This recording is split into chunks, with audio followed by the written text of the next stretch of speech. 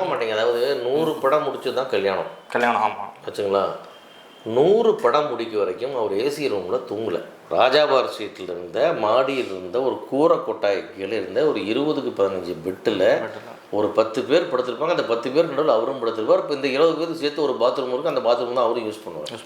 2 fan ஓடிக்கிட்டு இருக்கும். அதுதான் அவருடைய டோட்டலாக அவருடைய லைஃப் ஸ்டைலு. கல்யாணம் ஆகி வீட்டுக்கு போய் தான் ஒரு ஏசி ரூமில் கொடுத்து தூங்கினார். இது எங்கேயாவது இருக்குமா?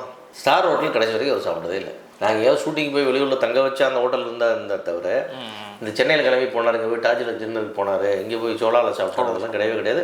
ஃபங்க்ஷன் வச்சா கூட அங்கே வர மாட்டார். ஃபிலிம்ஃபேர் அவார்டு கொடுப்பாங்க, அன்றைக்கி பார்ட்டி டாஜில் போக மாட்டார் எங்கேயுமே. அதெல்லாம் எதுக்குப்பா, ரொம்ப பணக்காரங்கடா, நமக்கு வேண்டாப்பா. அந்த மாதிரி எளிமை, அது அவரை பொறுத்த வரைக்கும் எளிமை. அதாவது மற்றவங்களுக்கு கொடுக்குறதுல தாராளம், அவரை பொறுத்த வரைக்கும் ரொம்ப எளிமையான வாழ்க்கை தான் வருது.